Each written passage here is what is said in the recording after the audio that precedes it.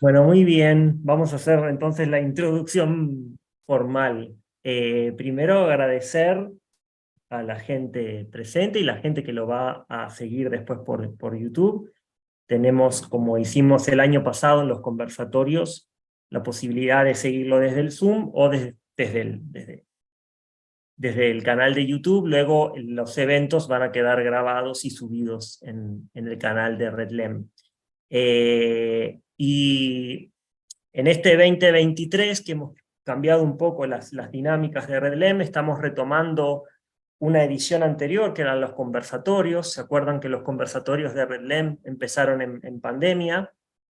Eh, como mecanismos o espacios de discusión académica un poco más laxos, más libres, eh, más, si se quiere, sí, más abiertos que ponencias o que conferencias, en que distintos participantes de la red discuten temáticas específicas, pero no solo lo discuten, sino que después también se abre para que el resto de los que estamos escuchando y siguiendo la discusión podamos también participar, hacer preguntas, comentarios, etcétera. Como les decía, estos conversatorios después quedan subidos a YouTube y son de consulta pública. Continuando un poco con, con el espíritu de los conversatorios de RedLem,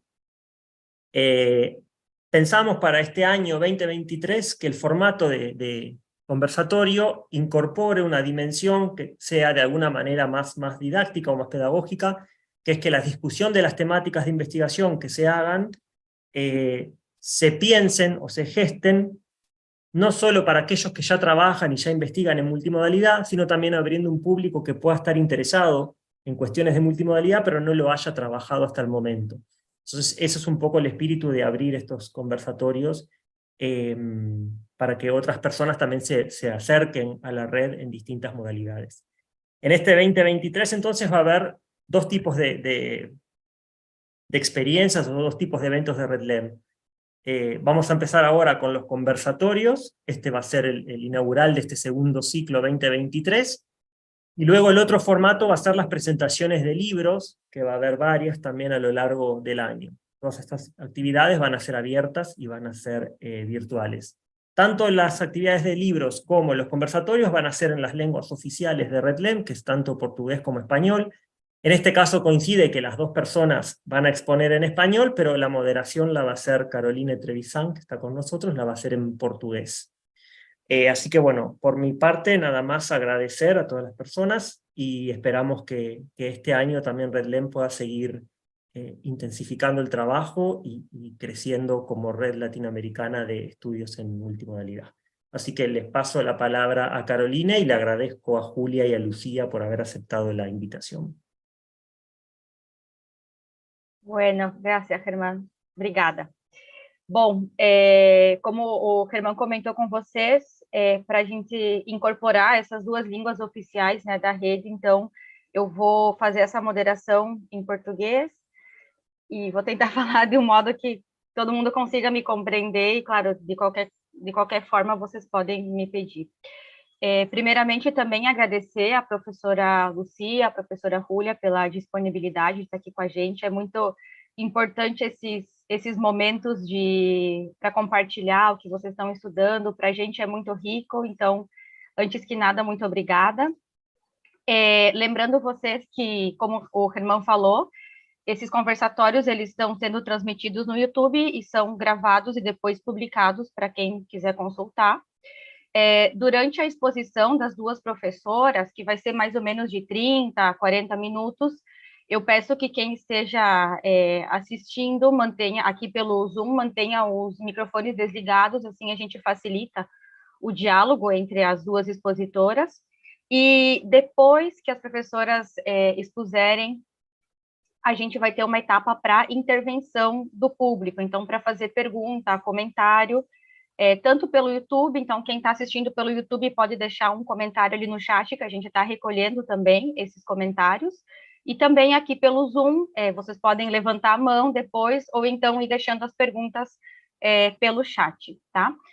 Além disso, eu queria lembrar que a gente vai priorizar sempre as primeiras intervenções, então a gente faz uma volta que todo mundo possa fazer uma primeira intervenção, uma primeira pergunta, depois uma segunda volta para segundas intervenções, e assim a gente não monopoliza o diálogo entre poucas pessoas, né? A gente quer dar oportunidade para que todo mundo possa perguntar e falar.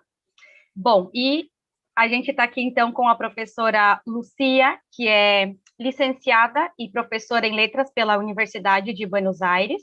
Atualmente, ela investiga as representações sociais de moradia, trabalho e leis sociais na imprensa anarquista dos princípios do século XX, a partir do enfoque multimodal e da teoria da metáfora conceitual. Ela trabalha como docente no curso de letras e dá aulas de sociolinguística e análise das linguagens dos meios, e publicou seus trabalhos em diversas revistas especializadas e capítulos de livros. Bom, a Júlia é doutora em Linguística pela Universidade de Buenos Aires e é responsável pelas matérias de Sociolinguística e Análise das Linguagens dos Meios do curso de Letras da mesma universidade. Ela publicou diversos artigos, colaborações, capítulos e livros. Atualmente, a Júlia também dirige uma equipe de pesquisadores que se dedica à análise do discurso político e midiático, e ela se interessa especialmente pelas mensagens de campanha e as tensões entre o discurso político e midiático. Bom, é um prazer recebê-las aqui. Passo a palavra para vocês.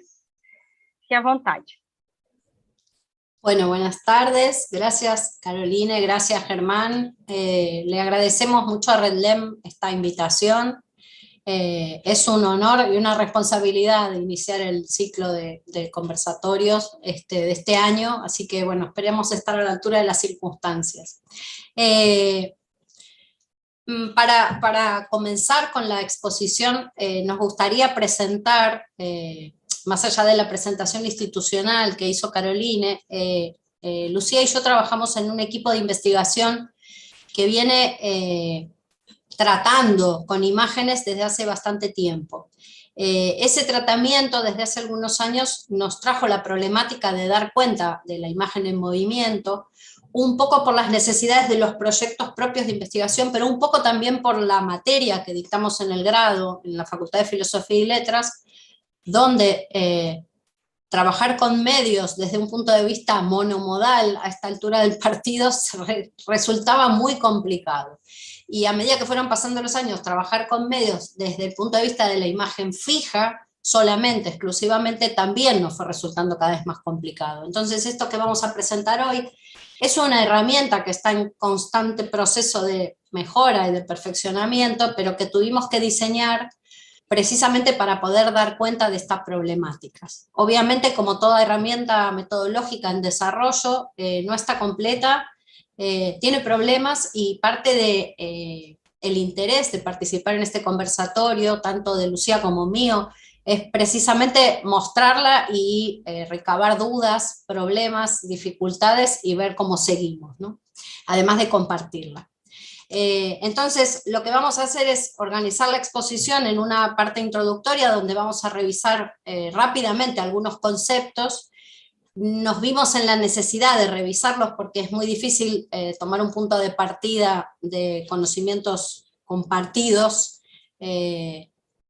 y repasar un poco los puntos de vista, las perspectivas desde las cuales trabajamos, no solo el mensaje visual, sino también el mensaje verbal y el mensaje sonoro.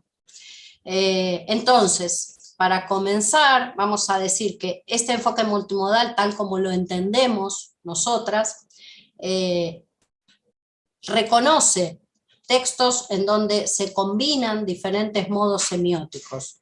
En esa combinación de diferentes modos semióticos se tensa la relación entre el modo y el medio, es decir, aquellos recursos que todavía están inestables y que no necesariamente en todos los mensajes funcionan como un modo semiótico.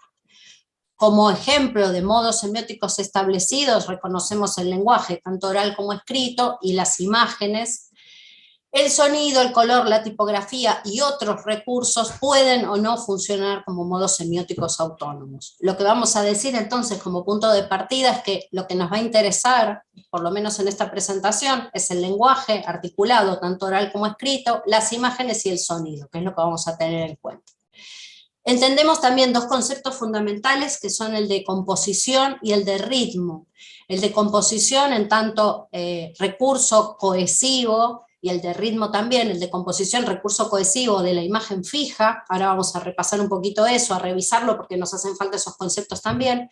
Y la idea de ritmo como mecanismo cohesivo de la imagen en movimiento, es decir, de todos aquellos mensajes que se desarrollan, que transcurren a través del tiempo. Díganme si se entiende, si se escucha, si vamos bien. Puede interrumpirme. Sí, ok.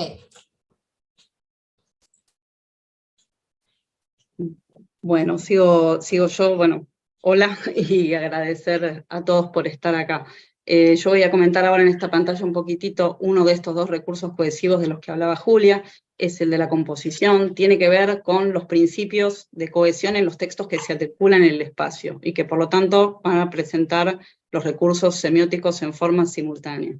Estos son los recursos que normalmente analizamos en las imágenes fijas, y estamos hablando de tres principios, ¿no? El valor informativo, que tenía que ver con el lugar que ocupan los volúmenes dentro del conjunto de la composición, y cómo se relacionan entre sí y el observador. Acá teníamos algunos ejes que eran lo dado y lo nuevo, y lo ideal y lo real, que en esta imagen que tenemos acá representada tenemos, bueno, lo ideal en la promesa del producto, que es este amor a primera búsqueda, y lo real en la descripción, digamos, del anunciante, lo dado, digamos, esta institución del compromiso, del matrimonio, del amor romántico, y lo nuevo, que es este auto, que viene a ser el significado que viene a modificar lo anterior.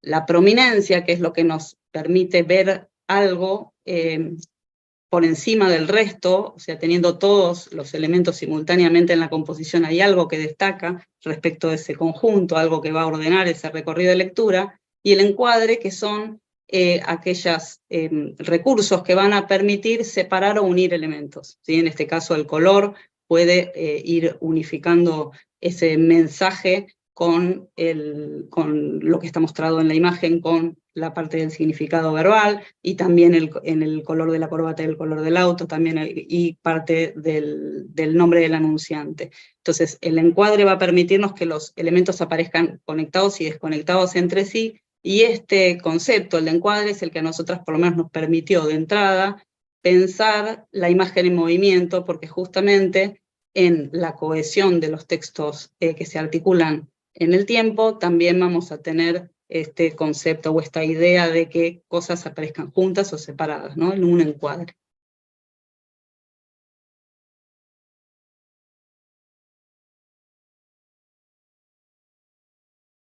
Perdón, sumamos, es decir, nos complicamos un poco más la vida recurriendo además al concepto de ritmo, es decir, que a la problemática del encuadre que vamos a tener con la composición, le vamos a sumar ahora este transcurrir, este desarrollarse en el tiempo que tienen las imágenes en movimiento. Entonces, vamos a llamar ritmo a esta organización de recursos semióticos que se articulan en el tiempo en forma de secuencia. Esas secuencias establecen un contrapunto entre estados, ¿sí? Lo alto y lo bajo, lo agudo y lo grave, lo tenso y lo laxo, lo fuerte y lo débil. Es decir, entre esos dos estados se produce un flujo, un desarrollo temporal de ese ritmo que puede ser una melodía, un lenguaje articulado, un lenguaje oral, o puede ser una sucesión de imágenes. Ese flujo de tiempo se divide entre estos estados, estos cambios de estado, en esas medidas que en música se llama compás, en el lenguaje articulado le llamamos figura tonal o entonación, dentro de los cuales se pueden establecer unidades menores que son los pulsos, ¿sí? O para no llamarlo ritmo, como decimos en español también, es decir, al interior de este compás, al interior de esta figura tonal, aparecen subunidades marcadas por esta acentuación, ¿sí? En el caso del lenguaje hablado es fácil porque tiene que ver con los acentos, ¿sí? En cada medida, un pulso explícito o ese acento recae sobre un sonido, sobre una sílaba que también se vuelve prominente, es decir, la idea de prominencia aparece también en la secuencia, no solamente aparece en la idea de composición, sino que aparece en la idea de secuencia. Entonces, Cuando sumamos la problemática de la imagen en movimiento a los estudios de multimodalidad, en principio nos preguntamos las diferencias y las semejanzas que aparecen en estos análisis, es decir, cuánto de lo previo, cuánto de estos elementos que articulábamos en la composición pueden utilizarse, pueden extrapolarse al estudio de la imagen en movimiento. ¿Y qué categorías nuevas necesitamos? Porque también necesitamos algunas categorías nuevas. Lo primero que nos vamos a preguntar a partir de esta problemática es qué organización le podemos dar o qué tipo de segmentación le podemos dar a estos textos en secuencias, estos textos de imágenes en movimiento. Y a partir de esa segmentación, ¿cómo hacemos el análisis? Es decir, ¿cómo organizamos el análisis de esa segmentación? Este más o menos va a ser el ordenamiento de la exposición que vamos a ver de aquí en adelante, ¿sí? Por eso estas preguntas planteadas en este orden. Bueno, entonces yo voy a entrar ahora al problema de, bueno, ¿qué diferencias trae la imagen en movimiento respecto de lo que era la imagen fija, ¿no? O sea, tratando de ver qué es lo que tiene de particular. En concreto, este problema de que van a operar simultáneamente los patrones de composición y los de ritmo, ¿sí? Entonces vamos... Perdón, me muteé, no sé cómo. Vamos a tener simultáneamente patrones de composición y de ritmo, ¿sí? Entonces, esto tiene que ver un poco con las características que tiene la imagen en movimiento. En principio, con lo que arrancamos es con la idea de esta ilusión de movimiento que se produce gracias a una característica de nuestra visión, que es la persistencia retiniana, que hace que nosotros retengamos por una fracción de segundo la imagen previa, y al venir otra imagen posteriormente, estas se funden. Entonces eso genera esta ilusión, esta idea de que se está produciendo movimiento. Ese dibujo que está ahí es un juguete óptico que justamente al mover se puede ver al pájaro libre o enjaulado según se mueva a velocidad, justamente porque el ojo no llega a percibir ese intervalo. Entonces las filmaciones y las animaciones reproducen imágenes fijas a una velocidad suficiente para que la visión humana no perciba ese intervalo, que puede ser de 24 fotogramas por segundo, aunque hay otras medidas que varían. Ya podemos pasar, Julio.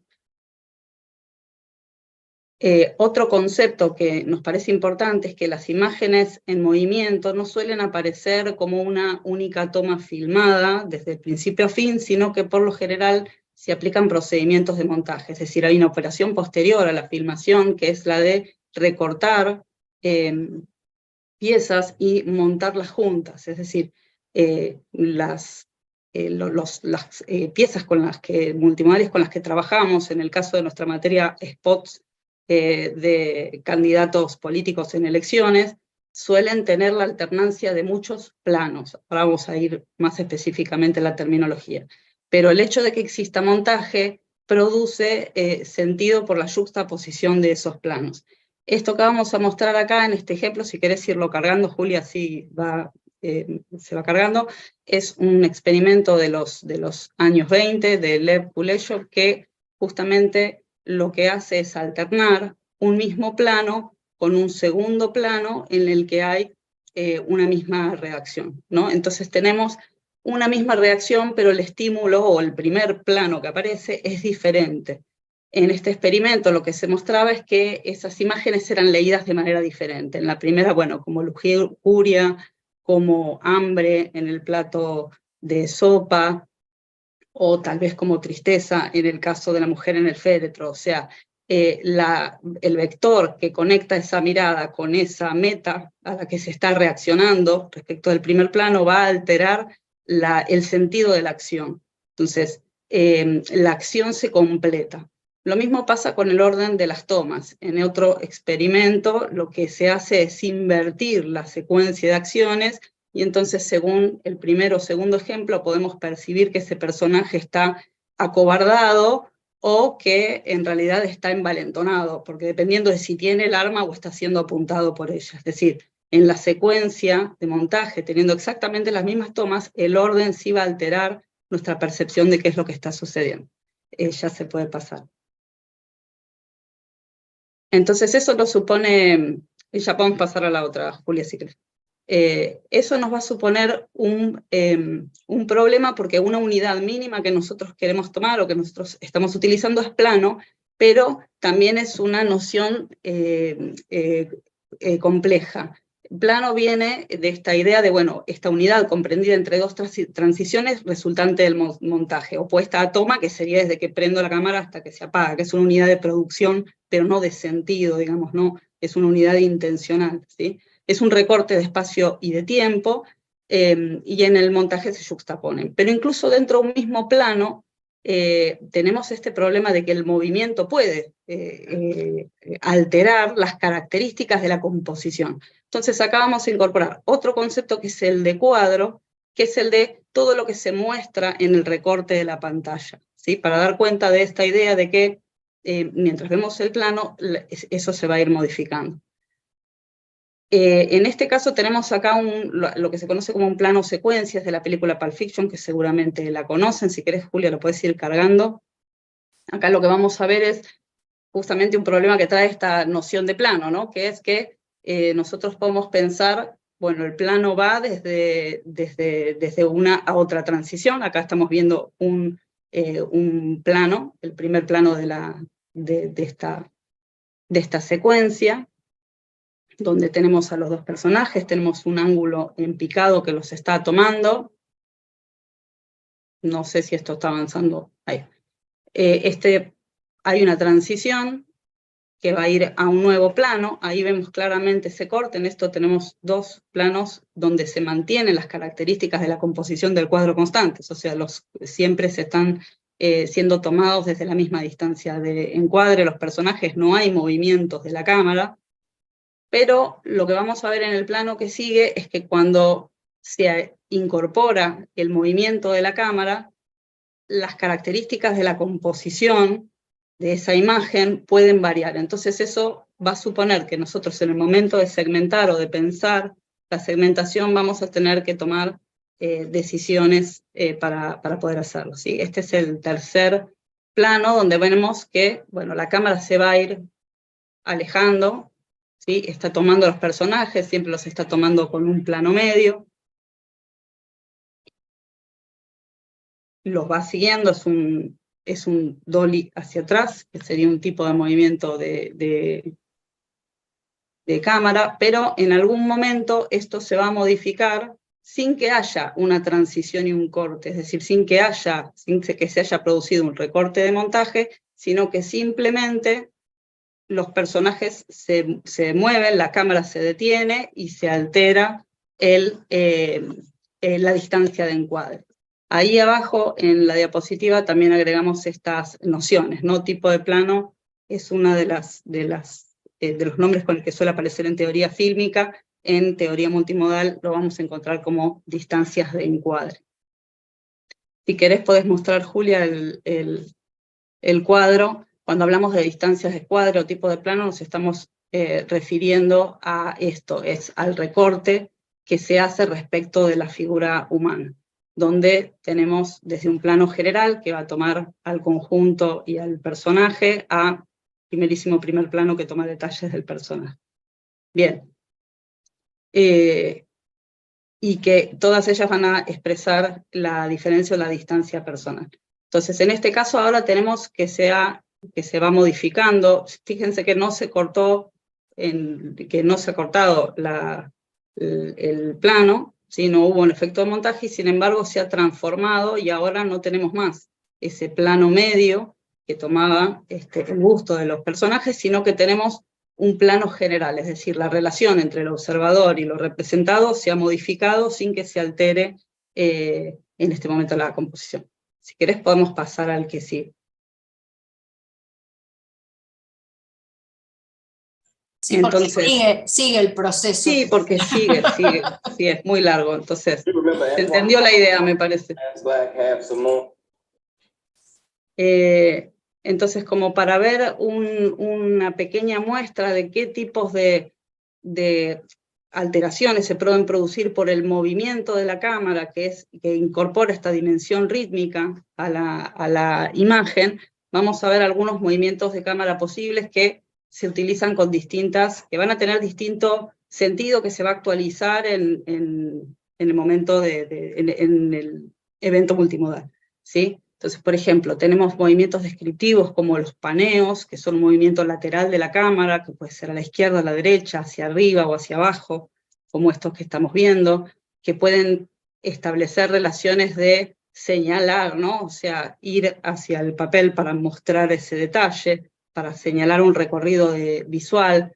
También estos movimientos pueden acercarse a la acción y generar la impresión de que nosotros nos movemos con el personaje, ir siguiendo la acción, o al contrario, se acercan hacia nosotros y se mantiene el cuadro, se mantiene la distancia de encuadre.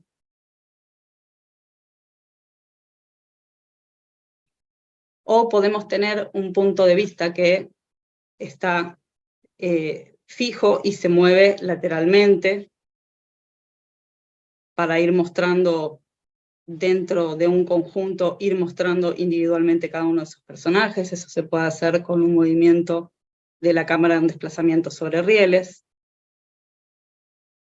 O tenemos movimientos también como este, que es el boom, que es un movimiento ascendente o descendente de la cámara, que se hace generalmente con una grúa. Ahora también hay mucho de esto con drones, que se puede utilizar, por ejemplo, como un plano para mostrar un contexto, para ampliar.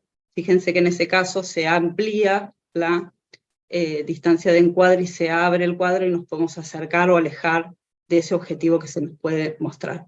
Eso mismo también se puede hacer no solamente de manera óptica, ¿sí? Puede ser un movimiento que no es de la cámara en sí, sino realizarse a través de movimientos de la lente, por ejemplo el zoom hacia adentro, en este caso va hacia adentro del ojo del personaje y entonces va a significar una memoria, un recuerdo, ¿sí? Puede alejarse también del personaje.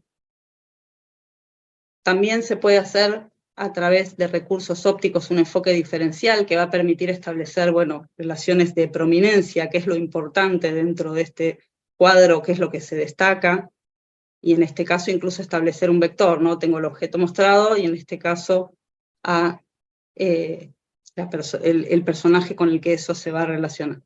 Entonces, ya se puede pasar, Julio. Entonces, esta cantidad de recursos se pueden combinar entre sí y entonces pueden producir, para producir algún determinado efecto. Entonces, incluso se pueden encadenar estos movimientos, ¿sí? Si una toma en picado, con un zoom hacia adentro, con una cámara que gira, se puede interpretar como vértigo, ¿no? Como un personaje que está cayendo. Entonces, es tan grande la gama de combinaciones que una de las cosas que supone el análisis es que sea necesario ir detallando qué pasa y en qué momento, en simultaneidad, pero también en secuencialidad para entender qué es lo que está pasando ahí. Entonces, para resumir estas combinaciones, si en la imagen fija la acción se expresaba mediante vectores que conectan volúmenes, ¿sí? Imaginarios o representados, en la imagen de movimiento también se puede expresar a través de la dirección del movimiento de la cámara, o completarse también en más de un plano a través de la juxtaposición de diferentes planos. Si en la imagen fija predomina la perspectiva única, las mismas distancias de encuadre, altura y ángulo de cámara, o sea, es una sola, por lo general es una sola. Lo más habitual en la imagen movimiento no es eso, sino que es la perspectiva múltiple, es decir, que entre plano y plano se alteren el ángulo, la distancia de encuadre y que tenga otro tipo de perspectiva. Si en la imagen fija lo que se aplican son los principios de composición, valor informativo, preeminencia, encuadre, en la imagen en movimiento hay una representación dinámica, ¿sí? De las relaciones entre los espectadores, por el movimiento de los participantes o por los movimientos de cámara, y también actúan los principios de composición con la salvedad de que estos se pueden alterar en el transcurso de la toma. Y la acción que se muestra responde a patrones rítmicos, porque también hay, por más que la toma esté fija la cámara, los personajes están en movimiento y están desplegando acción, y esa acción se codifica en la cohesión rítmica. Esta se puede pasar. Bueno, entonces vamos a retomar nuestros problemas de hace un rato. habíamos dicho que el desafío era adaptar la metodología o el tipo de análisis a el análisis de, por ejemplo, un spot televisivo, que es lo que vamos a mostrar hoy, ¿sí? En general, la confusión o la dificultad más grande es que los recursos de lo espacial y los recursos típicos de lo temporal interactúan y se superponen, es decir, necesitamos un esquema de análisis que contemple todo tipo de recursos. Esto hace que un fragmento muy breve de video, de imagen en movimiento, dé lugar a un montón de entradas posibles para el análisis. Esta es una de las grandes dificultades con las que nos encontramos, es decir, la dificultad más grande es tomar piezas más extensas, al minuto y medio, a los 2 minutos, y poder dar cuenta de ellas con algún criterio de selección de esas imágenes para analizar. Tenemos la posibilidad de que en esos modos semióticos que se articulan, que componen, que se desplazan a través del tiempo, las combinaciones, en tanto construcción del sentido, sean complementarias, sean contradictorias o estén puestas en tensión. Es decir, no siempre todos los modos están apuntando a un mismo sentido.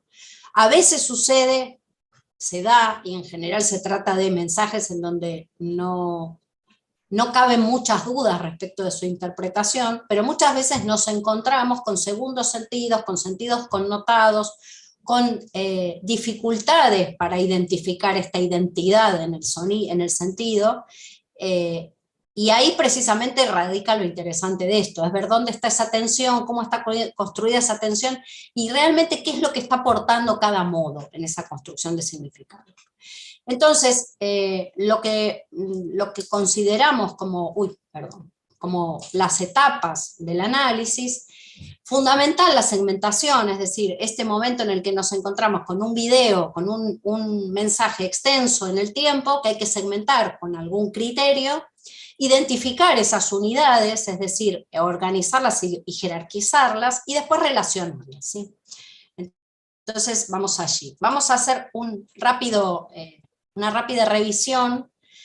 Lo que nos convoca hoy es el modo imagen, pero vamos a hacer una rápida revisión de lo que haríamos con los otros modos. Es decir, tenemos en principio el modo verbal. ¿Qué hacemos nosotras con el modo verbal? Bueno, transcribimos, es decir, junto con las imágenes que vamos a seleccionar, vamos a transcribir el modo verbal.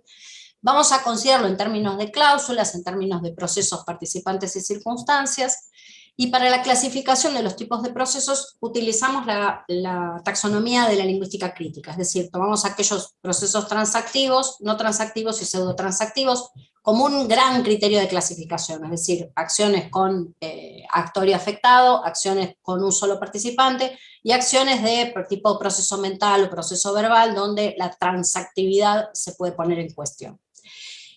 Sobre la base de esta primera taxonomía, que se refiere solo a formas básicas, a formas muy sencillas, operan lo que nosotros llamamos transformaciones, que son las formas que realmente aparecen en general en superficie, las formas efectivamente realizadas, entre las que consideramos la pasivización, la nominalización y la incorporación negativa. Esto es una rápida revisión, porque en el análisis que vamos a mostrar, vamos a analizar no solamente el modo visual, sino también el modo verbal. Respecto al modo sonoro, que es fundamental en esto de la construcción del ritmo, de la construcción de la coherencia entre los distintos planos, tenemos dos entradas o dos grandes conjuntos de recursos. Lo que es la banda sonora, que puede clasificarse por lo menos en 4 tipos, hay más clasificaciones y esto también depende mucho de la bibliografía que estemos consultando. En principio lo que sería voz humana, ¿sí? Los diálogos y las voces. El ambiente, es decir, lo que sería el equivalente al fondo en la imagen fija o a los circunstanciales en el mensaje verbal, y todo aquello que aportan los efectos en esos ambientes y en la creación de esos ambientes y contextos. lo que se llama Foley, que son los sonidos que producen los movimientos de los actores en el plano, es decir, una puerta que se abre, un timbre que suena en el momento en el que el actor presiona un timbre o abre una puerta o agarra un picaporte, ¿sí? Que no son exactamente efectos, porque no tiene que ver con las circunstancias, sino que tiene que ver con la acción directa de los participantes. Y lo que es música, que no pertenece al registro diegético, ahora vamos a ver eso, sino que tiene que ver precisamente con esta construcción que le otorga cohesión al mensaje de la imagen visual, es decir, cómo hilvana un plano con otro, y cómo construye sentido, es decir, la música de miedo, la música de amor, la música de terror, la música de suspenso, todos tenemos identificados de alguna manera melodías posibles para cada uno de estos tipos de ambientes.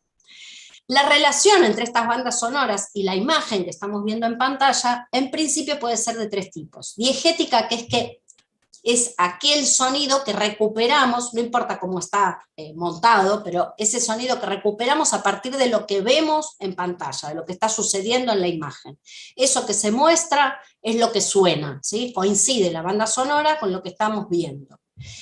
El sonido intradiegético, que tiene que ver con el contexto, ese universo que se está mostrando, pero cuya fuente no se ve, es decir, un aula donde hay una maestra dando clase y de repente suena el timbre de recreo. No es que estamos viendo a la portera o a la encargada tocando el timbre, pero se escucha el timbre y es lógico que en ese contexto de escuela suene un timbre. Y lo que se llama sonido o banda sonora extradiegética, que tiene que ver con un universo que está fuera de su universo mostrado, creado, está aportando una ambientación, una creación de ambiente, pero desde la edición. Es decir, si tenemos una escena romántica que está transcurriendo debajo de un puente, al aire libre o en una cafetería, es muy difícil que suene una orquesta con 20 violines, por ejemplo, y sin embargo tenemos completamente naturalizado que esto sucede, ¿sí? en la interpretación de la imagen en movimiento. Bien, entonces, a partir de esto, y acá empezamos como a proponerles nuestra mirada, nuestro tipo de análisis, podríamos segmentar, digo esto, podríamos segmentar porque no siempre encontramos la posibilidad de utilizar todas estas unidades. Podríamos segmentar un video en planos, es decir, todo aquello comprendido en estas dos transiciones de los movimientos de cámara, una escena, que son una serie de planos unidos entre sí por una relación, es decir, sucede algo en esa escena, hay una configuración de participantes o una configuración de la narración en esa escena, una secuencia, que es una cadena de varias acciones unidas entre sí por ese contenido narrativo, podría ser el equivalente a un capítulo en una novela, y lo que denominamos encuadros rítmicos, que son varios planos, pero que están unidos o separados por presencia o ausencia de algún ritmo, de algo que les otorga ritmo. En general, eso que les otorga ritmo tiene que ver con la banda sonora, la voz humana, la intervención de una voz over, una voz de un locutor externo, ¿sí? O la presencia o la ausencia. Bien, entonces, una vez que decidimos cómo íbamos a segmentar ese corpus de imagen en movimiento, lo que nos queda después es reconocer en cada una de esas unidades o de esas microunidades los modos que están interviniendo, darle valor a esos modos, es decir, qué importancia o qué papel específico tienen, qué función cumple en cada una de esas unidades, y finalmente vincular o integrar relacionando esas funciones. ¿Sí? Yo la voy a dejar a Lucía ahora, que les va a mostrar cómo podría funcionar esto en la práctica. Bueno, esto es un análisis también que parte de algo trabajado en la materia. Es un aviso publicitario que salió en marzo de 2016 que se llama Meritocracia, que se hizo para un auto, un auto de la marca Chevrolet, y que provocó polémica en Argentina cuando circuló, porque fue leído en sintonía con las declaraciones en ese mismo momento de una funcionaria de gobierno en relación con una decisión gubernamental en relación a la promoción del primer grado de los chicos de la escuela. Entonces hubo toda una polémica que se lanzó y que fue muy controversial. Esto fue durante el primer gobierno de de Mauricio Macri, del expresidente, y bueno, fue leído en esa coyuntura no como un aviso publicitario, sino como un mensaje político. Si querés pasar, Julia, vamos cargando el video. La idea es primero ver un poquitito el spot y de acuerdo a esto que fue explicando Julia sobre la segmentación, vamos a trabajar con una de las escenas de este video.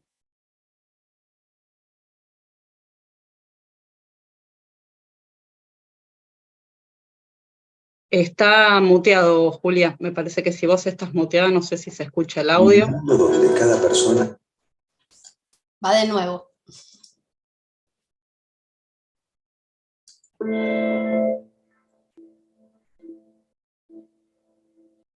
Imagínate vivir en una meritocracia.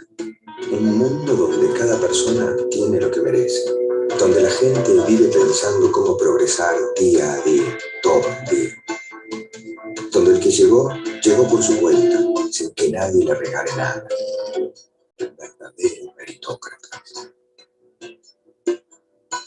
Ese que sabe qué tiene que hacer y lo hace, sin chamulla. Que sabe que cuanto más trabaja, más suerte tiene. Que no quiere tener poder, sino que quiere tener y poder. El meritócrata sabe que pertenece a una minoría que no para de avanzar y que nunca fue reconocida hasta ahora.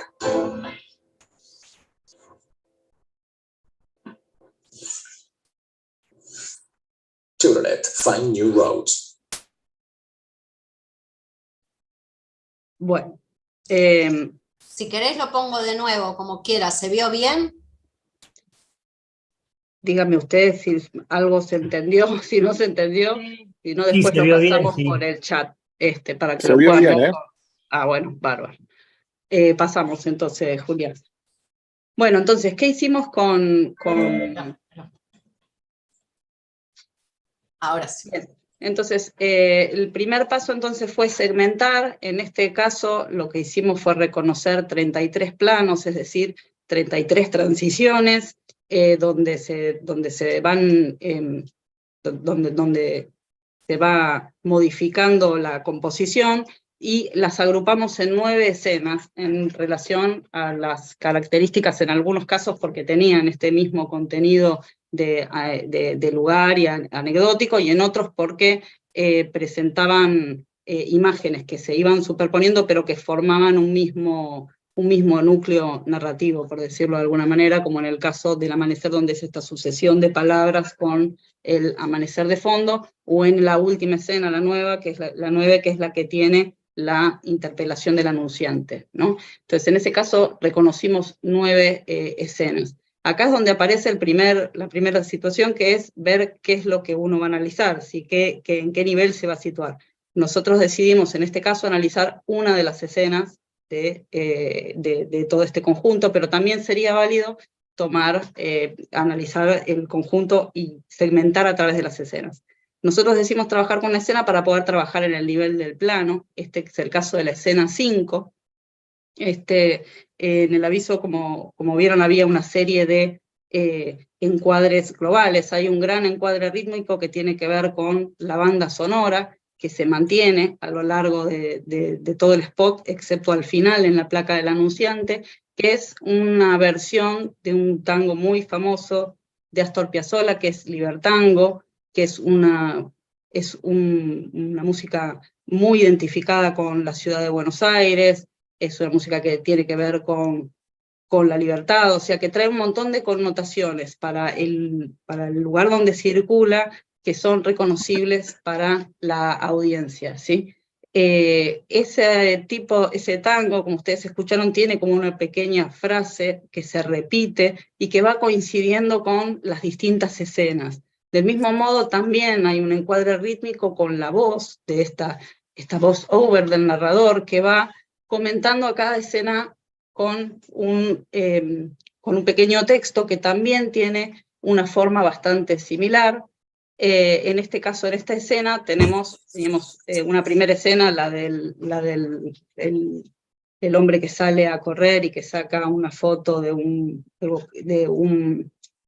de un lugar que puede alquilar, tenemos la de una científica que está trabajando, tenemos esta que es la de un arquitecto con un obrero. Esta es la que nosotros nos vamos a enfocar en el análisis. Entonces, una dificultad con la que nos encontramos en la materia muy importante fue que no, a diferencia de lo que de otros trabajos, otras bibliografías que circulan, como por ejemplo que está la de Baldry, o sea que trabajan con software, teníamos la dificultad de, bueno, cómo trabajar esto de alguna manera que pudiéramos hacerlo con los estudiantes y nosotros mismos poder trabajarlo sin necesidad de acudir a un software. Entonces, la idea fue trabajar con esto, que es un cuadro de doble entrada, para que nos permitiera ver al mismo tiempo lo que ocurre simultáneamente y lo que está ocurriendo en el despliegue temporal. Porque de nuevo tenemos que ver que nos interesa tanto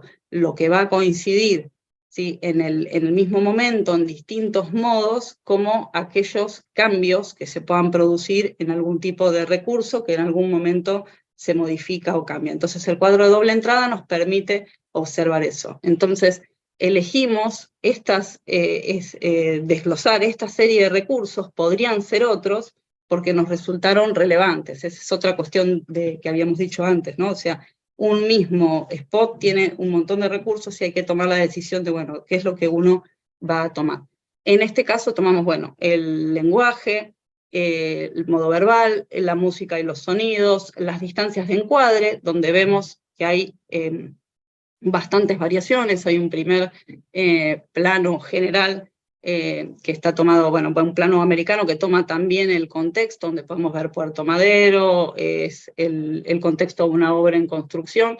Aparecen presentados los personajes, tenemos al arquitecto y al obrero, que están identificados por su vestimenta, por el color de los cascos que están utilizando. Se acerca el personaje del arquitecto hacia la mesa. En el segundo plano se acerca la acción para mostrar que vectores de mirada, ¿sí?, y también hay un proceso proyectivo, se muestra hablando al obrero.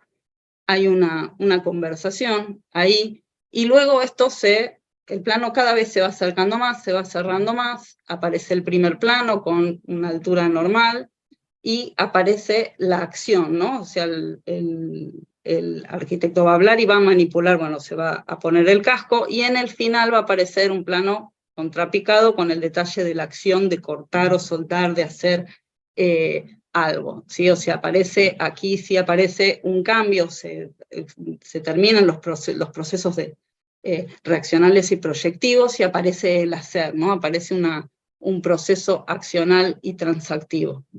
Si querés, pasamos a la que sigue. Entonces, cuando fuimos al lenguaje verbal, al modo verbal, una cosa que nos había llamado mucho la atención es que justamente allí aparece una acción que está nominalizada, que es este sin chamullo, ¿no? Entonces, chamullar en español rioplatense sería hablar, pero también es hablar sin fundamento, ¿no? Entonces, esa voz en off que está narrando, que está relatando, ¿no?, si nos está mostrando esa escena, donde habla de ese que sabe lo que tiene que hacer y lo hace sin chamullo, era una X, digamos, imposible de recuperar. O sea, ¿quién es el que chamulla y quién es el que no habla? Entonces, cuando vamos a la imagen, eso está muy claro, digamos, porque en la imagen, en la escena, sí está mostrado quién es el que hace y quién es el que chamulla, quién es el que habla, quién es el que está hablando. Y eso va a aparecer ahí como una justificación del por qué el meritócrata puede acceder o no a tener ciertos consumos que el otro no puede, ¿sí? Si querés, vamos a las conclusiones. Entonces, eso que estaba borrado en el lenguaje sí se muestra explícitamente en la imagen, entonces eso también es parte del análisis multimodal. También nos interesaba ver cómo a ciertos modos se les van a asignar ciertas funciones y otras no. Hubiera sido muy diferente que este tipo de significado apareciera en el modo verbal. y que esa representación que se hace a través de esa imagen es afín a la idea de meritocracia que está construyendo el aviso y que está sosteniendo, que quienes pueden consumir un auto o el publicitado lo logran por el mérito propio, lo logran por el hacer. Esa inferencia se deja en manos del televidente porque se asume que se recuperará fácilmente, y esa inferencia es: los pobres son pobres porque quieren, porque no trabajan, porque no se esfuerzan, porque no se levantan más temprano que los otros, etcétera, etcétera, etcétera, en el juego de todas estas representaciones del meritócrata que aparecen en las distintas escenas. Ya puedes pasar, Julia. Bueno, la idea era un poco más extensa, siempre nos vamos de tiempo. Teníamos unos spots de campaña para mostrarles, pero a mí me parece que ya nos extendimos suficiente en el tiempo como para cortar este ritmo, esta secuencia rítmica y dar lugar a las consultas. Si tenemos un ratito después podemos ver, digamos, de qué manera esto que funciona para la publicidad y que por ahí está funcionando en un nivel muy minucioso del análisis, es decir, cuando vemos una publicidad por televisión, en general estas cuestiones no las percibimos, ni percibimos de qué manera están actuando de manera complementaria a los modos, ¿no? Es decir, si directamente reponemos ese lugar vacío, esa categoría que no está en el mensaje verbal, por esa imagen y ya está, digamos, pasamos a otra cosa, ¿no? En ese transcurso brevísimo de una tanda. Con el discurso de campaña pasa más o menos lo mismo, tenemos algunos trabajos hechos sobre eso, pero creo que no vale la pena extendernos mucho ahora, sino más bien recuperar dudas, recuperar preguntas y recuperar comentarios sobre todo. Germán, cuando nos invitó a dar esta charla, nos pidió que recomendáramos algunas lecturas. Lamentablemente la mayor parte de las fuentes de este tipo de análisis están en inglés, y se hace, no es solo un problema lingüístico, sino que se hace bastante complicado tratar de seguir, explicamos Libertango, explicamos Puerto Madero, tenemos un montón de conocimientos compartidos, que podemos recuperar fácilmente y podemos recuperar fácilmente con los compañeros latinoamericanos, pero es complicado cuando alguien está haciendo un análisis de una campaña publicitaria de un automóvil en Australia o está haciendo un análisis de una campaña de elementos de belleza en Estados Unidos, recuperar todos esos presupuestos, recuperar todas esas contextualizaciones, y no siempre son del todo claros, por lo menos no para enseñar o para dar clases. Entonces no queda otra que la autorreferencia, digamos, todo esto que estaba diciendo tiene que ver con eso, con que traemos trabajos nuestros, porque en realidad venimos trabajando con esto desde hace rato, y venimos trabajando con materiales que son más o menos accesibles, es decir, spots de campaña o spots publicitarios que han circulado masivamente hace relativamente poco. Esto está al alcance de todos, se los podemos acercar vía RedLem. Y bueno, nada, no me queda más que agradecerles la paciencia, agradecer la invitación y cerrar el micrófono y escucharles. Bueno, gracias, Julia. Obrigada, Júlia. Obrigada, Lucia, também pela apresentação. Ficou super claro, tanto com as categorias no começo que vocês foram detalhando a partir de uma fundamentação teórica também, e com os exemplos isso vai ficando ainda mais claro, e claro, estou curiosa para ver como isso se daria também nas campanhas eleitorais, e agora a gente vê se tem um tempinho, tá? A princípio nós teríamos então entre 15 e 20 minutinhos agora para perguntas, para comentários. Eu acho que o pessoal lá do YouTube, bom, a Dominique está falando, gracias por la autorreferencia, Julia, muy importante conocer estos textos. Dominique fala lá do YouTube. Também, Laura, muchas gracias, Julia y Lucía, muy buen aporte no chat. E, bom, passamos as perguntas, vocês podem levantar a mão, como eu comentei no começo, né, a gente faz primeiro uma volta que todo mundo possa intervir uma vez aqui nas perguntas, e depois a gente passa para uma segunda volta. No chat não tem nenhuma pergunta, e o Fábio Bezerra levantou a mão, então eu passo a palavra para ti, Fábio. Boa tarde, obrigado, Caroline. Boa tarde a todas e a todos. Obrigado, Júlia e Lucia, pela apresentação. Muito interessante, algo pelo qual me interesso muito, porque a minha tese de doutorado foi do texto fílmico, análise multimodal e sistêmico-funcional de um filme. E aí, justamente, eu estava ouvindo vocês e lembrando das discussões, leituras da época, e eu queria saber de vocês o que é que vocês teriam a dizer sobre o seguinte, porque eu lembro que quando a gente fazia a localização, assim, a revisão de literatura sobre essa temática, a grande maioria das pesquisas, elas focavam em relações conjuntivas, né, entre os shots, né, ou na questão da montagem. O próprio Bateman, ele fala que essas questões de montagem, ela fornece uma fundação mais, digamos assim, mais acessível para sistemas de significado, que elas apresentam mais regularidades que podem ser descritas como sistema, em oposição à variação maior que existe dentro das próprias sequências, dentro dos próprios shots. E aí, na minha pesquisa, o meu interesse foi justamente meu objetivo era investigar a representação de participantes dentro dos shots. E aí eu queria saber de vocês se vocês têm algo em relação a essa experiência, assim, se vocês têm a mesma opinião de que as sequências e o conteúdo delas não estão tão amenas para a descrição sistêmica, ou se vocês têm conseguido fazer isso, ou se tem enfatizado mais na relação entre as sequências nos filmes. Eu queria ouvir um pouco sobre essa experiência de vocês.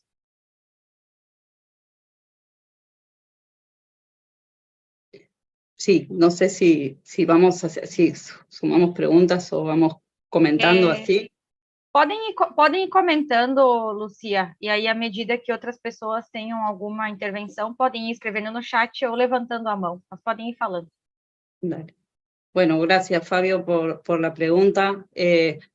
Decime si te entendí bien, porque yo hasta ahí con el portugués, pero entiendo que vos, tu pregunta iba hacia las shots en los planos. Teníamos una idea de cómo sistematizar ese análisis para que fuera aplicable siempre a distintos tipos de eventos semióticos. La respuesta es no.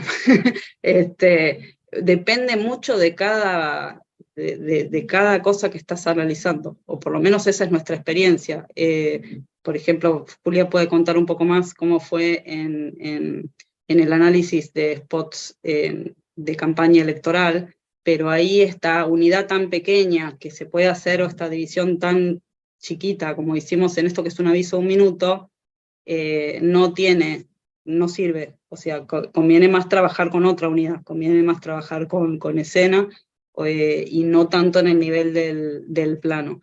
Y también depende un poco de la pregunta de análisis, o sea, qué es lo que uno está buscando. Como decías vos, o sea, tranquilamente se puede analizar si lo que nos interesa es cómo están representados dentro del plano ciertas personas o ciertos colectivos y demás. Es perfectamente posible hacerlo en el nivel del plano y concentrarse en eso. Sí, estoy de acuerdo con eso. Hola Fabio, ¿cómo estás? Me quedo con la parte de tu pregunta respecto del montaje. A mí me parece que es un buen criterio la selección del plano, y es un buen criterio, algunas veces lo usamos, la selección de algunos planos solamente, cuando el video es muy largo, ¿sí? Es decir, me interesan los planos donde la cámara hace este movimiento, o me interesan los planos donde la cámara está quieta, ¿no? Como esa posibilidad de priorizar un recorte, porque indudablemente hay que recortar y hay que dejar cosas afuera, es decir, no hay manera de tomar la conjunción de un film, por ejemplo, en tu caso, y decir voy a dar cuenta del todo total, porque no hay forma, ¿sí? No hay cuadro de doble entrada, incluso alguna vez nos hemos reído con Lucía pensando en un cuadro de 3D, porque no alcanzan las dos columnas, digamos, ¿no? Hay un momento en el que tendríamos que incorporar una tercera dimensión.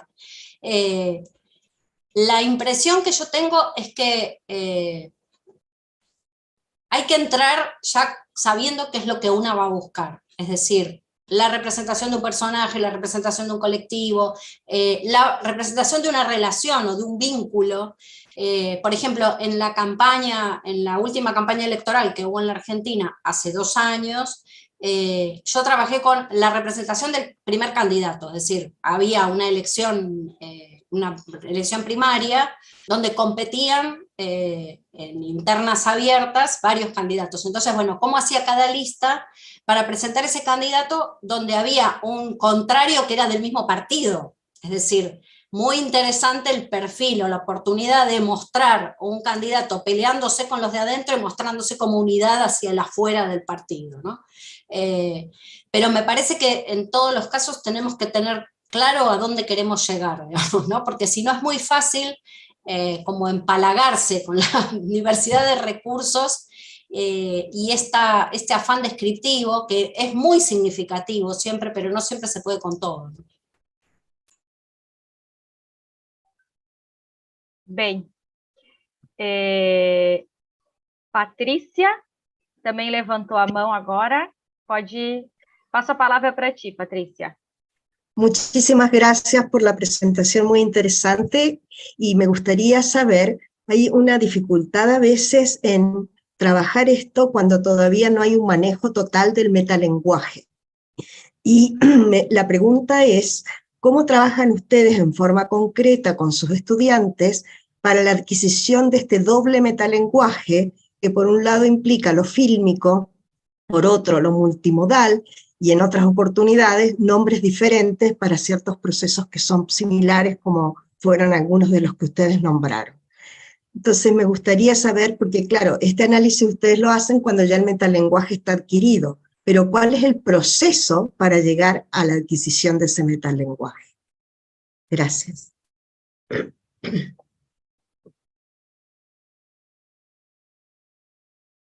Bom, Lucía y Julia, podem falar.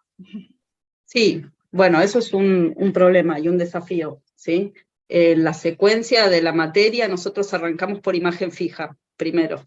Entonces, primero analizan imagen fija y entonces hay cuestiones bueno, cuestiones de representación, interacción y composición que ya las manejan y que ya las trabajan. Entonces, hay que darle una vuelta de tuerca a eso, que ahí es donde aparece toda esta cuestión que es compleja de asimilar, porque además se superponen y tuvimos nosotros mismos un problema con la terminología, porque en un momento teníamos encuadre, cuadro y tipo y distancia de encuadre. Era muy difícil de zanjar de qué era qué, y además en un momento, como trabajamos en medios de comunicación, también teníamos encuadre como framing, pero de otra teoría, de una teoría de comunicación, entonces eran un montón de cuadritos ya. Entonces, bueno, hubo que hacer explícitas esas diferencias terminológicas, y lleva tiempo hasta que eso se puede manejar. Lo fundamental para nosotros igual es que ellos puedan reconocer modos y identificar, ¿no? O sea, y poder ir desglosando sobre todo eso que parece natural y obvio, que puedan pensar que eso es algo producido, que eso es algo intencional, y que ahí eso para nosotros es lo más interesante de la materia, que puedan desarmar esos mensajes, que es un poco también lo que hacen ya cuando analizan también el modo verbal. Y en ese desarmado de mensajes, metodológicamente, ¿cómo pasan de nivel descriptivo al nivel interpretativo?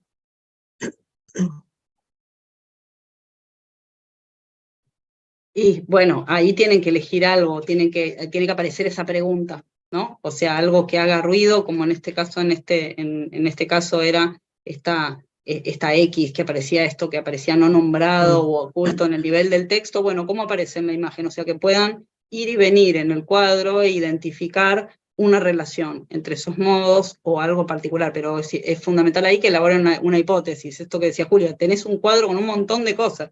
El tema es qué es lo que estoy mirando. Entonces, a veces puede ser que se concentren en uno de los modos, o puede ser que una pregunta que surgió primero en el análisis del modo verbal, ver qué pasa en los otros modos, a ver cómo si eso mismo está ocurriendo o está relacionándose o está interactuando con algunos otros modos. Muchas gracias. Gracias a vos, Patricia. Perfeito. A gente tem também uma pergunta da Dominique pelo YouTube.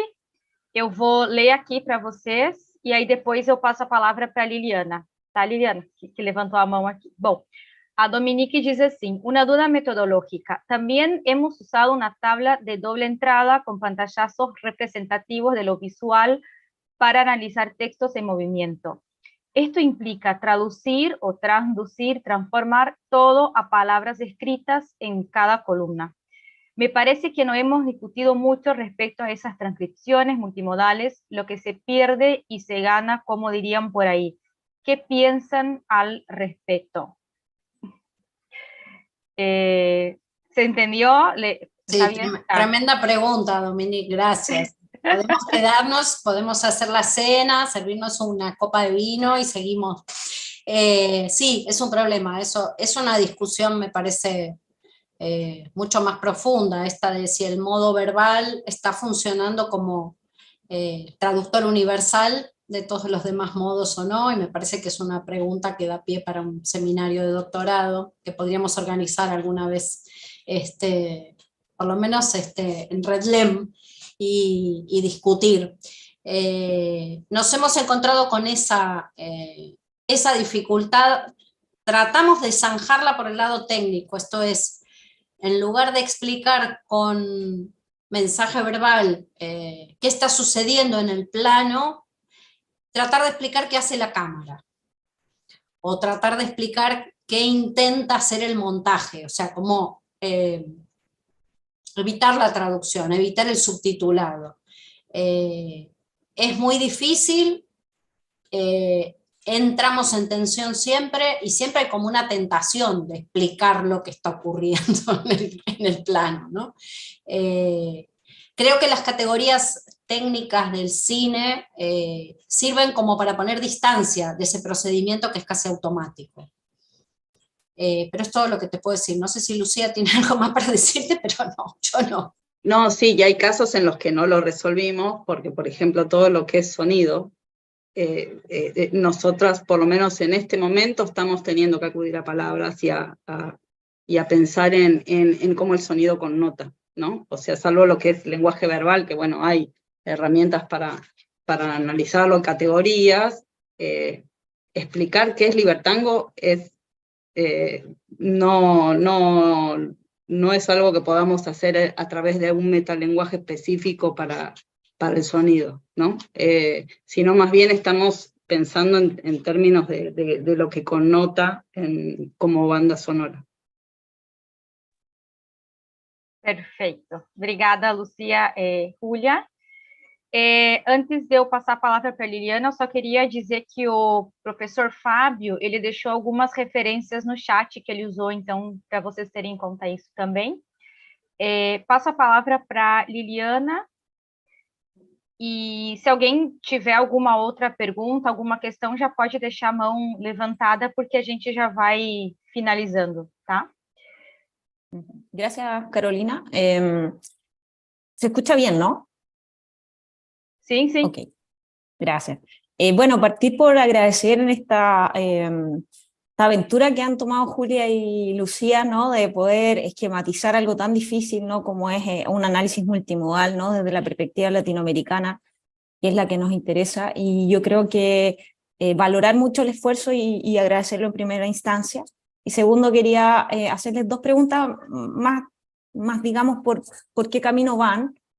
Primero, este análisis, si es que a ustedes les ha tocado poder aplicarlo a discursos que están en redes, ¿no? Que a veces son más breves o incluso tienen otros tipos de lógica, y por ende quería preguntarles si han tenido experiencia de eso, ya que trabajan con algunos cursos. Y en segundo lugar, quería preguntarles cuáles son, en qué están ahora, o sea, cuáles son los desafíos que van a ir tomando en función de este esquema, ¿no? Que están planteando, y que me parece que sin duda es un avance, y que nos pone preguntas tan desafiantes como las que planteaba la Domi, de repensar que seguimos dando este rol central a la escritura en nuestros propios análisis. Entonces, Quería que si me pueden comentar un poco de esos desafíos.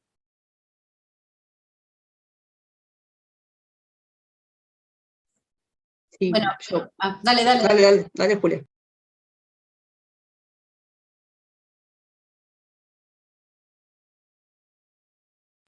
No, bueno, yo reitero que como desafío está el tema para mí del sonido, es algo que de a poco vamos empezando a buscar categorías, ver cómo se podría incorporar y cómo se podría pensar.